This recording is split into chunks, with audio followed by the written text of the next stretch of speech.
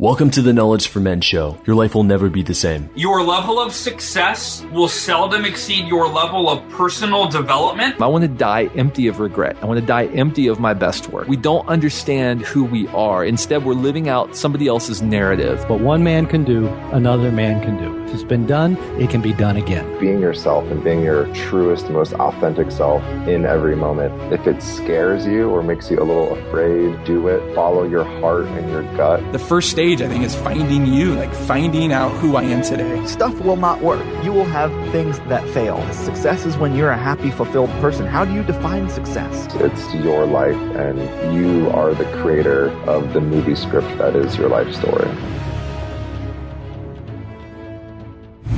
Hey guys, haven't shared it too many times, but one of the biggest epiphanies that I've ever had in my life was the first day that I started reading personal development, entrepreneurship, business books. And the day that I started reading those books, that was the day when my life changed. And ever since then, I've never stopped. So I've compiled the top 30 books and also the top 30 success quotes that every man must live by in a simple guide. You can download it for free at kfmfree.com. Again, that's kfmfree.com to really start growing in every aspect of your life. All right, guys, welcome to the show. I'm here with Sarah Jones, founder of introvertedalpha.com. All right, Sarah, happy to have you here. Thanks so much, Andrew. Happy to be here. All right, Sarah, let's dive in now with a favorite success quote or some sort of saying that you've lived by and share with us what that means to you. Yeah. So the number one thing that I live by and teach by is to enjoy the hell out of being you. It makes me happy every time I think it and say it. And it just does so much good when you just focus on that. Yeah, it's kind of relieving too, just to hear that. It's like, oh, like I could like drop my belly and it's like, oh, like just be me. I like that. Exactly. It's fun. And, you know, people are attracted to people that are having fun, and we're more successful and creative and productive when we're having fun, you know. So it really does a lot. It's a jam-packed short sentence. And so why do you think that men, particularly obviously Knowledge for Men show, would not be themselves, or they wouldn't have such a blast of being themselves? Like where's the friction? Where's the resistance there? Well, it's pretty bold to be yourself. And generally the way that we're brought up, I think, as kids and also just as we grow up, I mean, to some degree in some cultures and some households more than others, it's like, yeah, you know, be yourself. But it's kind of within a certain confines of what makes other people comfortable. So a lot of times we feel these expectations from other people. Sometimes it's helpful, like it's good to kind of just know generally how to interact in a great way with other people. But there's so many ways in which growing up, we're just supposed to like make the adults comfortable, make the teachers comfortable, make everybody comfortable. And that's when we're focused on that and when we're just trying to like fit some kind of an expectation. And I really think like growing up, I would say in high school was, especially for me, a time I experienced this a lot, where it's like, this is the kind of school I was supposed to go to. I was supposed to be in a sorority. I was supposed to do this kind of job. I was supposed to have my sights on this kind of man. It was just like very specific. And that kind of crowds out enjoying the hell out of being you when you've got like all these people just having so many expectations. And I think that's just a very common experience. And I think it leaks in more than we realize until we just take a step back and say, okay, what do I actually want to do? What makes me happy? You know, it's like a whole different kind of question than just going through the status quo. Yeah, it seems like at some point in every man's life or most men's life, there tends to be a shift when we stop pleasing ourselves and we start trying to please other people. And it becomes a theme for how we engage in relationships. Totally. And I think it's like, if we're, you know, I was wondering about this when I was a kid, like, oh, how come adults are so serious all the time? Like, what's going on? Why do they say it's so great to be a kid? Because in my mind, it's great to be an adult because then you have full power to do what you want. But really, you know, people are afraid of change. I think that's a big one. Is like, you know, people are in a relationship. They're afraid of not being in the relationship. If, you know, the guys that I work with are not dating much, if at all. and they're really worried about the change of starting to date or even just starting to think about that. It's a big change, and there's such a part of it's that's wired for survival. So ideally we survive and we thrive. But at the end of the day, like survival is our number one priority, like deep down. And so survival, like if things are just the same, that helps us feel like, oh, okay, we're safe, you know? So I think it takes a certain level of knowing that you'll be okay no matter what, and just feeling a sense of safety being you. And then that enables you to then reach out to the next level of thriving and enjoying being you and being excited about change. Yeah, I really like that. Enjoying being you. So you work with a lot, or predominantly like introverted men. Break down the archetype of an introverted man. Yeah. So an introverted man is very thoughtful and very introspective. And the kind of men that I work with are really logical, and they really value understanding things piece by piece in a linear, sequential way if they possibly can. It's soothing for them, and it's a value for them. Logic is a value. But at the same time, they feel very deeply, but it's so deep down. So there's a lot going on inside that doesn't always come out. And so a big challenge for them is like, okay, how do I even know what makes me unique? Because they see these other guys that are, you know, the life of the party type, and they think they should be like that. But really, they're mysterious, which is really just very fascinating and very attractive when they're also confident. When they're mysterious and they're confident, that is like a magnet to women, myself included. I've always been more attracted to more mysterious men. A lot of my friends are too. And obviously the women that my clients attract are as well. So they have that in there, but when they first come to me, they don't quite know it. They like all they see is this ideal of like the guy who can just easily do pickup. And they're like, well, that's not me. And I don't even want to be like that. So like, what's my option? Yeah. Yeah. And I think that's a big point there. You said the mysterious man, but also adding in who is also confident. So you're meeting, what is it like when a man is just mysterious? Like, what does that feel like for a woman when he's only mysterious and lacking that confident nature? Well, there's a lot less interest. You know, if a man is quiet, well, I guess that makes him mysterious to a degree, but it's kind of like when he's confident, that just amplifies the mystery to where it's intriguing. It piques interest. Like, oh, I wonder what's going on with him. So without the confidence, he's just kind of there, you know, just kind of usually, you know, it'll show in his body posture. He'll be kind of like, maybe like hunched over a little bit, like kind of curling into himself rather than being open and strong and tall. So that makes a big difference on how attracted we feel. And because that just, you know, what's down in the well comes up in the bucket is a saying from Alabama, where I'm from. And, you know, whenever you feel a way, it comes out in how you express. So pretty much if he's not confident, he's going to lack some interest, and he's going to be unappealing in the way that he's holding himself and the way that he's looking around and engaging. And the important thing is he's not inherently unappealing. That is what is most important that I want to shout from the rooftops all the time. It's not inherently unappealing. It's just that because he hasn't practiced his confidence muscle yet, that's why he comes across as unappealing. But it's not him himself who is intrinsically unappealing. I think that's a key point there. And what would be some examples of that confident nature? Like, what would he do? What would he say? What would he look like? How would he act if we were to add and install some of that confidence into the mysterious man? Yeah. Well, I'll talk about one of my really great clients who I think of a lot of this. So on our first call together, it's a group call. So they're kind of like a little bit more shy than they would be one-on-one. But he was just so quiet. His voice was so quiet. It took him a really long time to start speaking, which is fine and normal in the beginning. And then as we go on, what happens, like there's two facets to this. I'm going to share about his voice. I'm going to share a story about him as well. So as we go on in the calls, you know, meeting every 2 weeks, his voice changes, and the other guys do too. But this guy in particular, he was so quiet. He was so shy. And then he just sounds so sexy. And it's because he's stronger. He's more decisive with what he says and how he says it. His voice is a little bit deeper and brighter, if I can describe something so abstract. Louder, it's not super quiet. It's not loud, but it's just present and there, and you can feel the comfort that he feels in himself.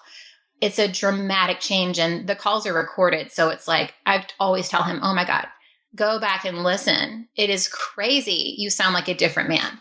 So that's one thing that changes a lot, is their voices. So that comes across in person. If you meet somebody who's just very soft, they speak very softly, they're not sure what they're saying or if they're saying the right thing, that shows a lack of confidence in themselves.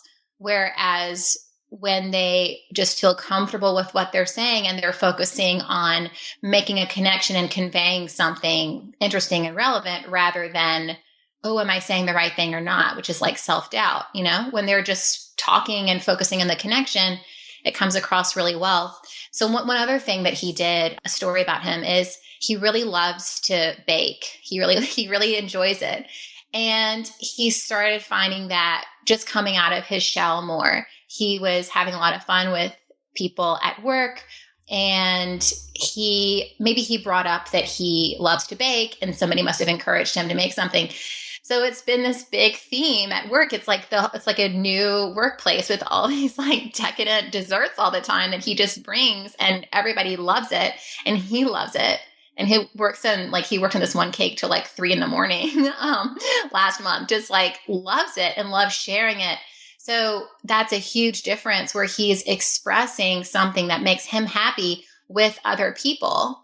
Whereas before, he wasn't sharing that with them. They didn't even know he did that. So now he has so many doors open to fun moments and connections, and just, who doesn't love that? And that's really like an example of him enjoying the hell out of being himself. Yeah, I like that. So I'm getting that the more that he shares, the more that you're able to connect. Exactly. Yeah, exactly. And in that connection, you can start to develop some sort of relationship there. But talking now about like the lack of confidence, I'm wondering from a female perspective, is lack of confidence associated or somehow connected with, I don't feel safe around this man?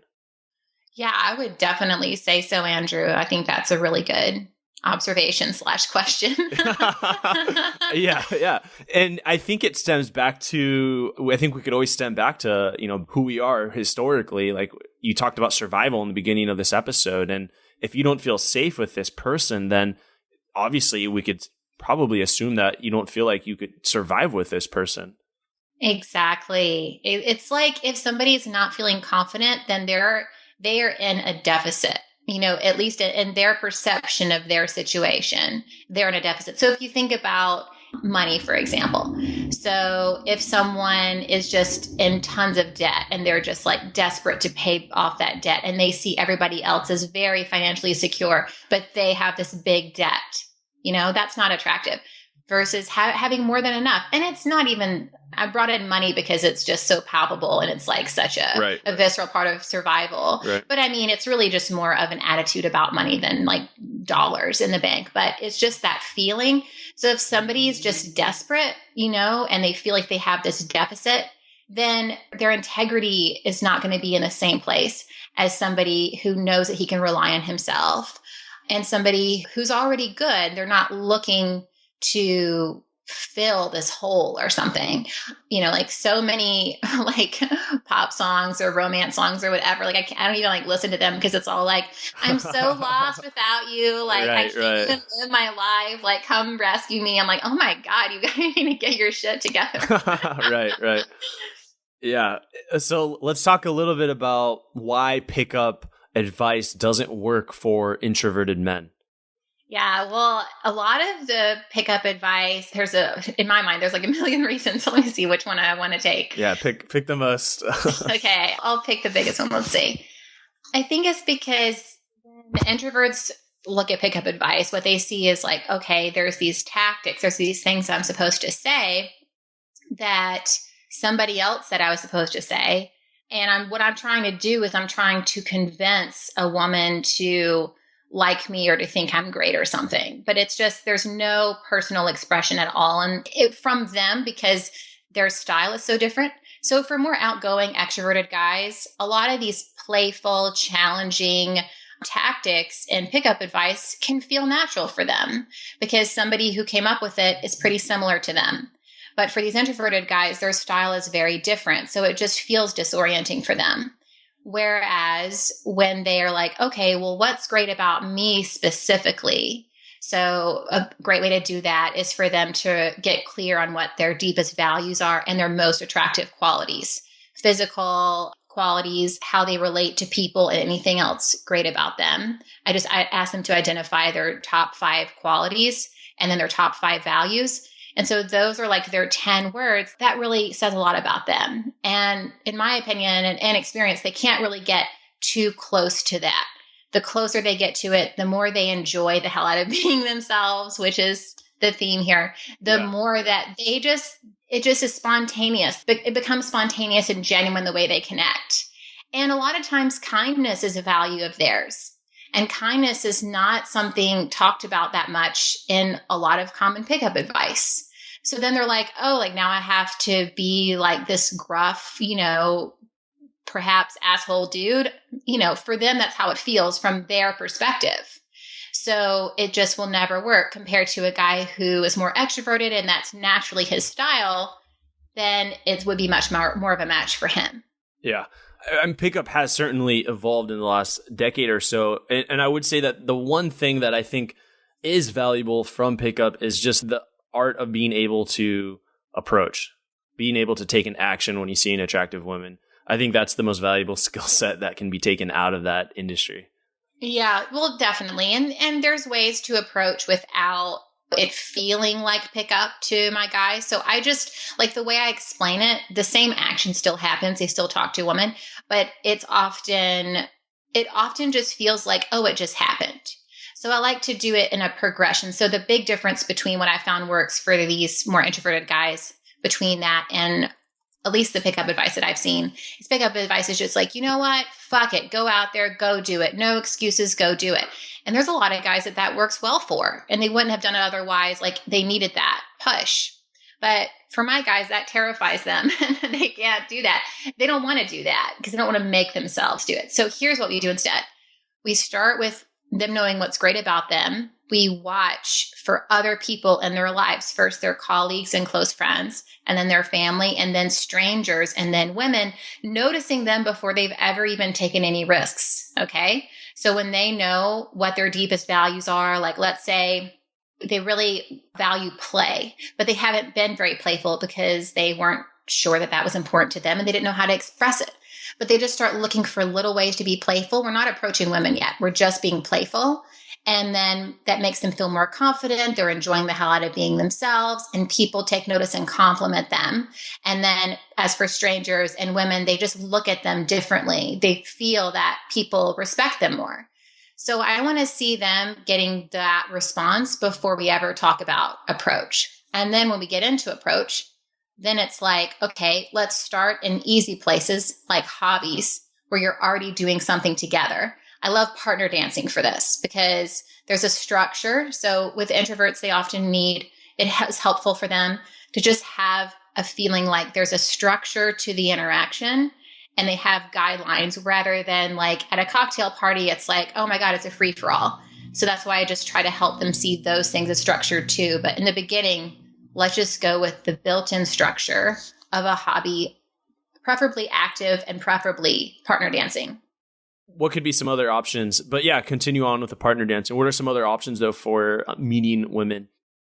Yeah, so there's really 3 main categories. So the one that I just covered, through hobbies, I love partner dancing, but also any kind of a class or anything active, sports, yoga, or anything where you're just doing something that you enjoy together, creative, anything like that, where it's a group of people doing something fun together, and that's what they're bonding over. Or clubs, volunteering, anything like that, and hobbies. And then through friends. So a lot of guys, like one of the guys I work with, he already had this huge social circle, and he was co-hosting this really fun night with some friends where they just like played board games at this lounge or someplace, but he'd never thought about meeting women there before. It just didn't occur to him. So it's like, okay, well, let's start doing that. So a lot of guys who already have big social circles, that could be an easy place if they just switch their mindset to that. And then the third option is just out and about, which is the cold approach equivalent. It is cold approach. I just like to call it out and about because it has a different feeling to it than like cold approach. Yeah, two words that just sound tough. Yeah. Cold is like, cold. And then approach is already associated with it's going to be tough. So out and about, that's cool. I like that you kind of changed that language. So you're encountering some guys who already have some vibrant social circles, but why doesn't that connection come into place? So it's like, oh, why don't I use this social circle or when I'm already out having fun and just go talk to that girl right there or invite her into this aura of fun I'm already having? Well, it's hard for them because they don't want to be creepy. Like they have this really big fear of being creepy or asshole-ish or sleazy or whatever, because they just feel like if they were to do that, that's what they would be, which is one of the number one things that I work on with them. Like, no, women like you, they like to talk, as long as you feel confident, as long as you're aware of the woman and here's like some body language to look for to see if she likes you or not. Like, here's just some basics. But as long as you have that, it's not like you're asking her to marry you. You're just saying hello. But when they start in hobbies, especially friends, so some of them start with friends, but hobbies, I'm telling you, is so easy for them because the structure is there and they just find themselves making connections without even really realizing it. Then when they're with friends or out and about, then they'll find themselves talking to women, either they'll feel right on the brink and they'll realize, oh shit, this is the moment where I need to approach, and then they'll do it. Or they'll already talk to her, and then once they're talking to her, they'll realize it. So it feels really natural for them because they've had like this nice buildup rather than just saying from nothing, now I have to go approach 30 women in an afternoon or something. I think that's exaggerating, but right. No, that sounds good. About right. So do you see any sort of connection around introverted men and quote unquote the nice guy? Yeah, definitely. Like how I just said, they're afraid of being creepy and whatnot. Like it just kills me when this happens. This same guy that I was just talking about who loves to bake, there is a woman that he met at work and he told me about her and she definitely seemed into him. But I was like, you really need to touch early. They are so afraid of touch, but touch conveys confidence. Even if they don't feel full confidence, if they touch a woman in a friendly, chill way, it shows that they're comfortable with touch or at least getting comfortable with it. It's very important because if they don't do that, then the women cannot see them in a sexual way. It's impossible. So one interesting thing is that for men, a lot of attraction occurs with how a woman looks. So obviously like the shape of her body and her features and whatnot, but also like how she dresses and presents herself and just like how she comes across, is all represented in how she looks. And a man can feel very attracted to a woman and know that he wants to be physical with her from seeing her. For women, touch is required. It's very important. So when a man touches a woman, then that's where she can start to feel, oh, how would it be like to be with him? Okay, but before he does that, it would be awful because if he's afraid to touch me right now, how the hell is anything going to work past that point? It's just a big turnoff. So it's really important that they work in touch. So that's what I like with guys that are like super, quote unquote, nice guy, where they just don't want to offend. That's the main thing I share is like, as long as you're being friendly and chill, if you just touch her on her arm or her hand or her knee, if you're sitting while you're making a point or sharing a laugh, that goes a long way. And then you can just linger a little bit or squeeze if that feels natural and then just like continue touching. There's a sequence of events and that helps them a lot because when they are like in that nice guy zone, they just see it as all or nothing. Either I'm hiding over here and making zero contact with her, or I'm like attacking and like raping her. There's like, no. It's like very black and white. It's I'm either really nice or I'm this asshole. Exactly. The touch too does really establish that man to woman type of frame where it's like, oh, this is a man that's interested. This is a man that's showing interest in me. versus she's just like, oh, this is just another guy having a conversation. But that touch really adds that this is a man that I might be interested in. This is a man who's showing interest and displays some of that masculine energy. It really does. Yeah. It's taking the initiative. It feels good. You know, as a woman, it feels good to be touched by a man that there might be even just like some small chemistry with. And the touch builds the chemistry. It's like without the touch, it's like being blind. You know, it's like, how is this even going to be? It makes such a difference. It really matters. So do women want to be approached? Is this something that when they're out, is it girls' night out? Because that's how I could see maybe an introverted man. No, look, she's with her friends. Like she's just, I don't want to disrupt them. I think they're just having girls' night out. So one of my most successful, most amazing clients, he's so great. So he was out salsa dancing with a friend. And this was early in our work together. And he just knew that his job was to just explore connections, you know, just see. He knew how to approach. We talked about partner dancing. Again, I'm a big fan of partner dancing. And he already loved to salsa dance. So he was out with his friend. He saw a woman that he was attracted to. And he was like, I'm going to go talk to her. And his friend was like, no, dude, can't you see that she's with her friends? Like, she doesn't want to be talked to. And he's like, well, I'm going to go find out. I was like, that was the biggest badass moment I've ever heard. And they ended up dating for a little while. So that was really cool. It was amazing. Yeah, so I just loved that moment where he was like, well, I'm just going to go find out if she does or not, you know, by talking and doing a little bit of touch and seeing what happens. It's for women that are warm and open, which this is another huge thing. Guys just think, okay, well, how do I get this super cold, mean looking woman to like me? Oh my God, why would you want to? Would you even want to spend an hour with her? No, you wouldn't. Don't worry about women that seem cold to you. Think about the ones that you would enjoy, you know, that are sexy and fun and smart. Like, you know, these qualities that you like. That's the kind of woman that you want to attract. And that's what matters. And women like that are open to being approached by men that are chill and confident and have their wits about them and are aware. You know, those things are important. Yeah. I mean, but as long as they know some basics, absolutely. Otherwise, if she's single and available, she's hoping that she meets somebody. And how is it going to happen if nobody's approaching her? Exactly. Yeah. And now I'm thinking, you said something and it really caught me, and I'm trying to like backtrack. I'm like, what? But talking about that approach and like, do women want to be approached? And then the man finally does in that moment. What would happen in a situation where he gets rejected and then like this process repeats itself?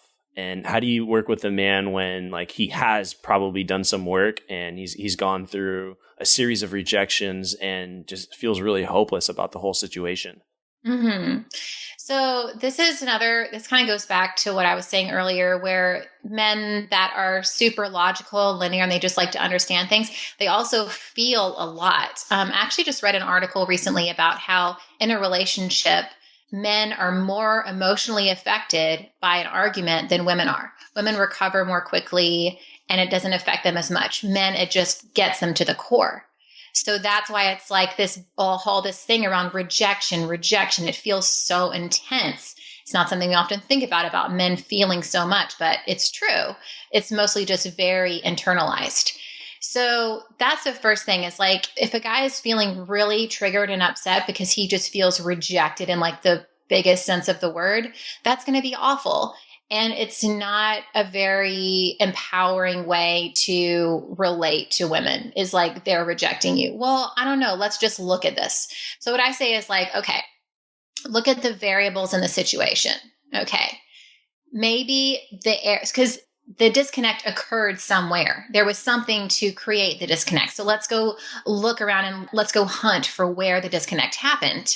Okay. It's possible that no matter who he approached, pretty much, he was just presenting himself all wrong. Like he really had something really wrong with how he was presenting himself, either in his body language or in how he dressed and in how he held his body, mostly that, because that's a big factor, but maybe, like what he said, but usually just how he feels, because it's just very visceral. Like a woman needs to be touched to know how she feels about a man sexually. Same thing as like the way that he feels in person. It matters so much. So maybe there was a disconnect there where he just doesn't feel very good because he's not super confident yet, or he's just really unaware, or he's trying so hard that he can't feel confident or comfortable. So if he's getting a response where the women look jarred by him, okay, and a lot of women look like they're just jarred by him in the first minute, they like stop breathing as freely and they pull back, then that means that there's something about his presentation that he can address and solve. Okay, it's solvable. But that's that if he usually gets a warm, welcome. But just like this one woman, and then he kind of got into a rut where he was kind of having lots of women not be receptive to him, then it's not that. It's something different. So then it's like, okay, well, is he approaching women that seem cold, like as a challenge? Because that's going to flavor what happens. If so, that kind of explains it. The kind of women he's approaching is what is participating in that result. Or do they seem warm? And they are, but something's just off. And he can just say, oh, well, what is that? So you see, it's just like taking a strategic view to what is actually happening. And sometimes all the things are kind of in place. Like there might not be anything. It's just that maybe she's really not available, or maybe she is. Maybe she really likes him and that makes her nervous and she doesn't know what to do. And she looks like that she doesn't like him, or maybe like just for some reason, or maybe she just doesn't feel pretty that night and she doesn't feel that good. Like there's a lot of variables on the other side too, but just encourage that. Take a look at well, what are the variables on your side? And just kind of deconstruct it like that. Like at what stage does the problem happen? Does it happen in the very beginning in which it's presentation based? Or does it happen throughout the conversation in which it's like conversation flow and touch based? Usually that there's not enough touch. Or is it at the close? Is that where the problem happens? Like where does it happen so that then they can solve it? And it's a much more empowering, productive way of seeing it than just like, oh, women reject me all the time, because that can get them into a rut real quick. And the alternative is just to use that logical, strategic mind that they have for their own good. Yeah. What I'm getting is it's not necessarily the man as a person, but his approach may be off. Like what he's demonstrating, maybe what's causing that error. And simply too, the man might be rejecting himself. Yeah. Right before he ever talks to her, he's like, well, I'm not good. Yeah. Well, then how the hell? Yeah. It's like it's like you're walking in and you kind of are afraid of success. Like you don't know what would happen if she is positive, and it's like, oh, I'd rather just, I got rejected. And it's easier to sometimes reject yourself than to even get success because I don't know what to do next. Totally. That's definitely a thing too. That's a big one. We've talked a lot about kind of the introverted single male, but what advice do you have for, let's say, the introverted male who is in a relationship and does relate with this archetype of the introvert, but a lot of this, he's already in a relationship and he's just been listening so far because this is all interesting to him. But how is the introvert in a relationship? How can he improve? Okay. There's two big things. I actually wrote an article about this. Great. So it's organized in my head. So number one thing is make sure that you're getting enough alone time at the right times.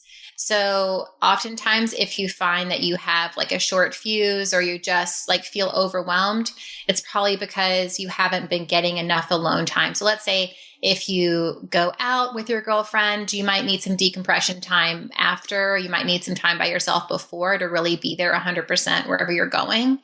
Or if you feel tense, if you've had an argument, maybe you need half an hour or even like an entire afternoon or day to just chill and process before you can really talk about it. So just notice like, what do you need? And just explore. You don't have to have all the answers, but just talk about it with your partner and just say, okay, I know that if I have more me time to just think through stuff, I'm going to be better in our relationship. I'm going to be able to bring more of like my best self and who I want to be. Like, I want to feel good. I want to feel happy with you. I want to, so make sure you're getting enough alone time so that you can continue to do that. And then the other thing is to understand the 5 love languages. There's a lot of great free material and quizzes and whatnot online about the 5 love languages, which is touch, words of encouragement, gifts, acts of service, and quality time. So as an introverted man, it's possible that your girlfriend or wife doesn't feel as much love from you as you have for her and as you want to express. And maybe that's because maybe she interprets love, a lot like through words, but since you're might be like a quieter guy, or maybe you don't feel comfortable expressing like in these flowery terms or whatnot, maybe your main way of showing love to her is through doing stuff for her around the house. Well, if you talk about the love languages and you see, there's like little quizzes you can take where you see your number one and like what's at the very bottom, for each of you. And then you can learn to expand your languages more. So let's say if words is number one for her, it's good to ask like, okay, well, what makes you happiest? Like what, rather than your own assumptions about it, ask her what actually fulfills her, what actually really does it for her. And it might be really surprisingly simple and easy to do once you really just talk about it tangibly and get on the same page. And then at the same time, if she knows that you putting the dishes away or, making the bed in the morning is your way of showing her that you love her, then when she sees those things, she can feel that love so much more than she could before she really understood that that was you showing your love to her. So I would say those 2 things, make sure that you're getting and communicating your needs for alone time, and make sure that you understand your own and your partner's preferred ways of giving and sharing love. Yeah, I like that. Really good insights for the man in a relationship. And then also the single man who, when he does get into a relationship, he'll have some advice there. Sarah, this has been really good. Let's now dive into the knowledge round. Just going to ask you a few more rapid fire questions here. So Sarah, are you ready for the knowledge round? I am. I'm ready. All right. If you want to grow to the highest levels that you've ever been at in your life, go to kfmfree.com and you can download the top 30 books and success quotes that every man must live by. Every guy should read. If you want to grow, if you want to achieve greatness in life, you're going to have to read and surround yourself with the greatest minds of the world. So I've done all of the hard work for you. I've read hundreds of books. I've listened to hundreds of audiobooks. I've gone through and found the best quotes that you'll need to succeed and thrive and grow and become the man that you want to be. So go to kfmfree.com and I'll send it to you right now. kfmfree.com. Welcome to the Knowledge Round, where the guests will be asked rapid-fire questions to give the audience invaluable pieces of wisdom to help transform their lives. Starting in 3, 2, 1, showtime. Sarah, the first question I have for you here in the Knowledge Round is, what advice would you give to a man who is feeling really lost and unsure of, let's say, his purpose? Okay, I would say number 1, find out what your deepest values are. There's all kinds of lists online of like values, and go through and see like what words do you really want to live by? What really makes you feel excited and what really feels like you? And then that's your starting point. And then from there you can see, well, what kind of purpose in career path or other path would help me express those more. I like that. And what would you say from your experience of working with a number of different introverted alpha men, what would you say is like the number one thing that's holding them back from becoming a stronger man? It's that they're not enjoying the hell out of being themselves yet. That's the number one thing. Yeah, sure. Yeah. Okay. And what would you say are 3 of your most influential books that have helped you get a better understanding of the introverted alpha, and why? So Quiet by Susan Cain was huge. I love that book. It's just such a beautiful, respectful way of explaining what introversion is. So I would say that's honestly, to me, that's like the Bible of that. I'm just going to have to roll all 3 of those into one. That one is amazing. All right. Keep it simple for all the guys. And that's good. That's good. And this one's more for yourself here. I'll dive a little bit deeper into your past, I guess. So this is All right, you ready, Sarah? So this is more of a scenario. So imagine that you had 60 seconds with, let's say, 25-year-old Sarah. If you can envision where she's at, what she's up to, what would you tell her to do, and what would you tell her not to do?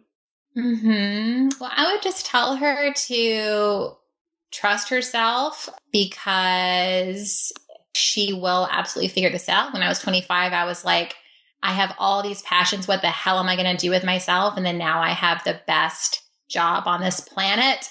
And so it's like, hey, just trust yourself. You're absolutely going to get there. And what to not do is just don't feel like you're behind. Don't feel impatient with yourself. Don't feel like you're behind or did something, like took a wrong turn. You're perfect in everything that you did. God is here. I like that. Simple words of wisdom there. And what would you say is your philosophy when you're helping an introverted alpha become stronger, in addition to really loving himself? Like, what is your philosophy for helping these men? Yeah, well, once they really love themselves, it's really time to be curious and loving and appreciative of women. I mean, just people in general, but especially of women, since they're connecting with women. It's like, okay, they're people too. We are people also. And the quote I almost chose was that the biggest reason for lack of connection is the assumption of disconnection. So if they assume that they're disconnected and they make that distance, then that's what's going to happen. But if they get curious about how to connect and how to read women really well and how to relate as a skill, then that's definitely the next level beyond them enjoying themselves. Yeah, I like that. And thanks for adding in that there. That was very powerful. I'm sure my audience really enjoyed that. What would you say is now exciting you today? Like you said, you got the best job in the world. That's amazing. Like, what's getting you out of bed in the morning? Oh, yeah. Well, that definitely, I love it. It just really is amazing to do the work and write. For example, I wrote this little book, 60 pages as a Google Doc, like 2 years ago almost. And I still get emails. Like just today, I got 2 emails like, thank you so much for that, blah, blah, blah. And it just makes me so happy to have created things that continue to help people without me even like actively doing anything. I just made it once. Yeah. And get to keep on reaping the rewards of them loving it. Yeah, that's powerful. And go ahead and give yourself a plug on how the audience can follow up with you moving forward. Yeah, so if you go to introvertedalpha.com, there's going to be a multitude of ways to get on my email list, which I encourage you to do. You're not going to miss it. There's lots of ways. And once you're on there, that's where you get tons of free stuff. You get that book I just mentioned right away on why pickup doesn't work for introverts and what works instead.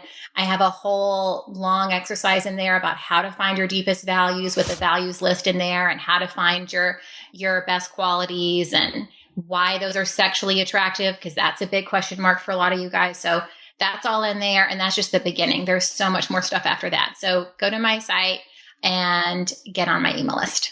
All right. Sarah, this has been a fantastic episode. Thank you for sharing your insights here with my community. Awesome. Well, thank you so much, Andrew. This was a lot of fun. I was really happy to come on the show with you. Thanks so much for having me. Thank you for listening to the Knowledge for Men podcast. Hundreds of interviews and millions of downloads later, we're continuing to build an international movement, and we're just getting started. So if you enjoyed this episode, go ahead and leave a helpful review in iTunes, because it really helps the podcast grow so we can impact even more men in the world who need this. Guys, this is all about living with purpose, where every day you only do things that matter to you. You wake up, live with purpose, and take massive action towards the life you want. And always remember, love the life you have while creating the life of your dreams. Go to kfmfree.com to get a surprise bonus I've made for my listeners. Again, that's kfmfree.com for something that's changed my life, and I'm offering it to you for free.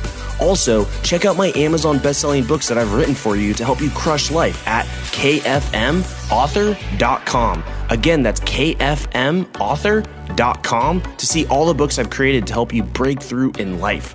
This is your host, Andrew Farabee, founder of knowledgeformen.com, and I'll see you in the next episode.